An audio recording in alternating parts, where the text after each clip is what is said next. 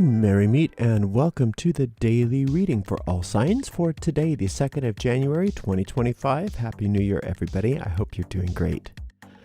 This is Ariel, and today I'm reading with the ancient Italian tarot. And let's purify with this beautiful verbena by Mono theme. I just used 3 sprays in a big room like this. More than sufficient.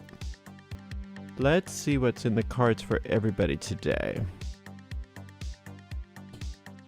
Starting out with the 7 of Cups, followed by the Knight of Coins, love it, and the Strength card. What a wonderful way to start the new year off. The 7 is all about upgrades, all about turnarounds, all about beautification, all about resolution. And also remember that 7 represents in the Kabbalah not only Venus, but as Venus it represents victory. And Venus, interestingly enough, is in the Hermetic tree of life, is determined to be that which wins out. That it's called victory, but it's victory based on the power of infinite love. It's the whole idea that love conquers all, and it's not a type of love that is sentimentalized. It's a deep spiritual love, which is fierce. And that's what today is all about, is a fierce love that conquers everything. So no matter what you think is going on in the world, no matter how big of a deal it seems to appear, you've got it. You've got it because you've got that beautiful Venus energy on your side that conquers everything through its beauty and through its love. And that's you. And part of that conquering is this beautiful Knight of Coins. That victory is financial victory for many of you. And then the Strength card, this victory is an inner victory. And this victory is not a victory over, but a victory through. That's all. That's what all of the victory of sphere number 7 is. It's not a victory over things. Not like sphere number 5 where it's a war. It's more of I'm going through it and I'm going to become it. I'm going to become everything good about it and let everything else go. So it's this Strength card is all about looking within and seeing what you find there and being welcoming to the things that you might have originally said, ew, I don't want to know about that. I don't want to see that about myself. And now you're saying instead of avoiding it, you're saying, bring it on. I want to see it. I want to see all the so-called darkest parts of myself, the scariest parts of myself, the most selfish, the most whatever, heinous, those violent thoughts that I always suppress, whatever it is that you don't want to know about yourself, you're seeing it from a different point of view and recognizing that when you look at those things stop being what you thought they are. And you realize that they were, all of those parts of you have been trying to help you in one way or another and just didn't know how, because it's all based on old childhood programming. And a lot of that childhood programming, when you look at it as an adult, you think, well, that's not very adult. Why would I be thinking something like that? Because you've been disregarding these things. So what happens is and the world teaches us how to do this. We set things up as children in a way that is untenable later. And then rather than looking at those things and changing them, we are afraid to look within because we're taught that there's something wrong with us. And so we just avoid looking at ourselves. We bury those things deep within us, and then they create problems for us. They create what they create based on old programming that is not at all appropriate. And so when you recognize those things and you look at those things and you uncover those things and you realize, oh, it's just a part of me that's trying to help me. It's just trying to help. It didn't know any better. And then you learn how to communicate with those inner parts of yourself. And you don't even have to forgive them. You just love them. And once they recognize, oh, I see, in order to serve us, I have to do it in a new way. I have to do it in a different way. And so all of those beasts that we've been running from then become our friends. And that's the type of, it's shown here as a type of lion tamer.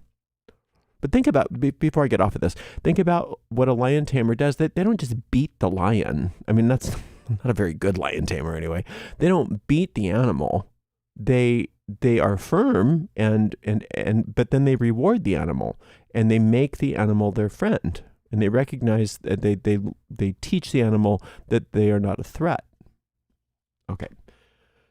So we've got a 5 of Wands, followed by a 3 of Cups, followed by a beautiful 6 of Swords. So part of this victory that we've been talking about, this love conquers all, sometimes you have to go through a period of anger when you're having an upgrade. Sometimes anger is a healthy thing because it's one step closer to resolution than, say, depression. Right? So, but then again, we have been taught anger is wrong, and it's not that anger is wrong, it's just that anger isn't the goal. Anger is sometimes a stepping stone. And so sometimes when you're angry, it's good because it shows you, what am I remember once I had been taken by this con person, this con artist for so long, and I was so like hypnotized by this person, and I didn't even realize what was going on. And finally I started getting a glimpse of it, and I got so angry at myself, at them, at the world for that what happened.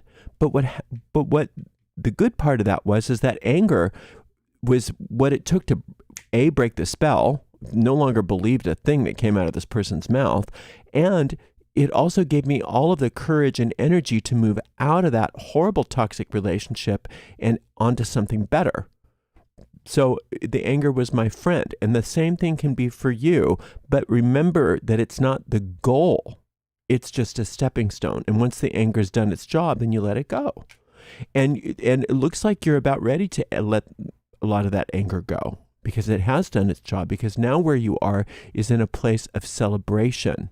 Now, celebrating sometimes what appear to be minor victories or minor accomplishments, but they're not minor at all.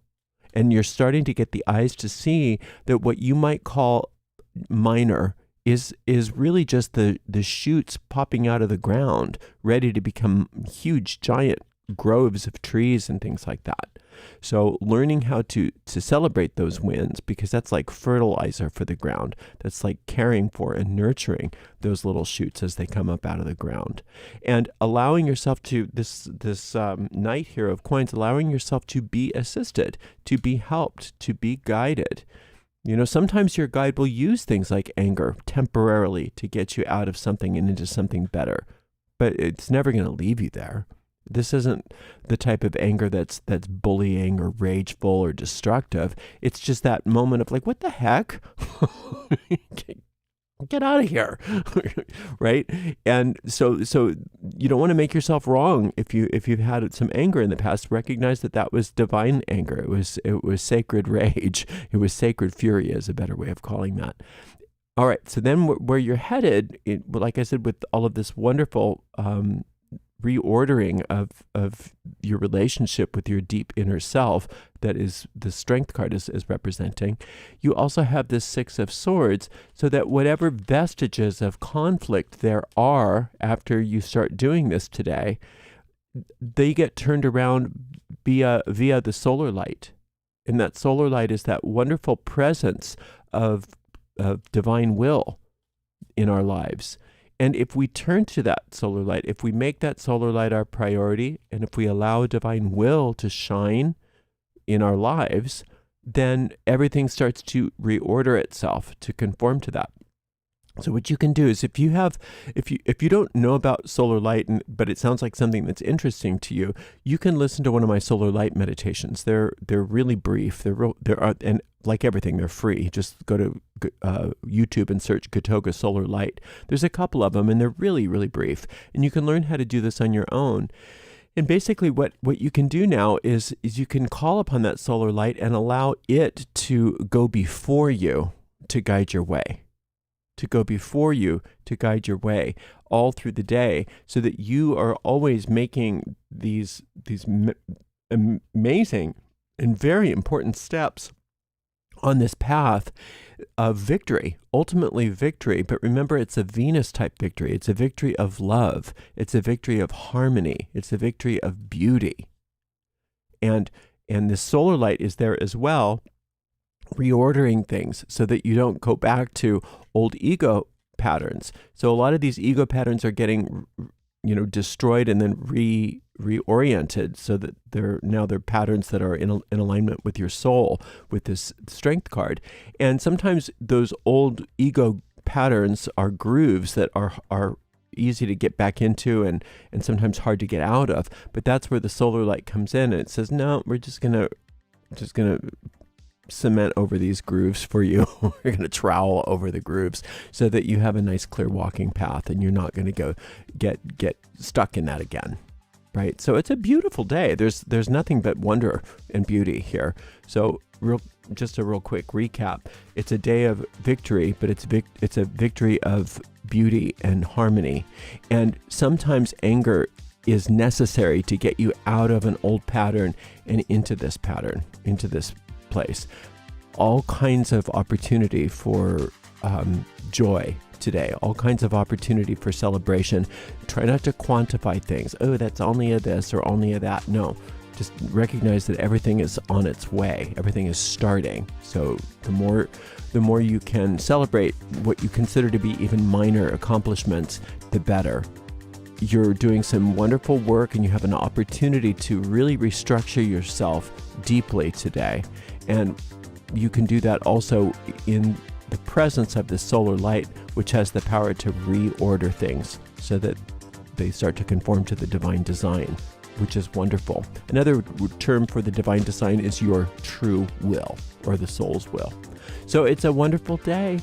Thank you so much for spending some time with me. I so appreciate you. And we will see everybody for another daily reading tomorrow. Until then, blessed be.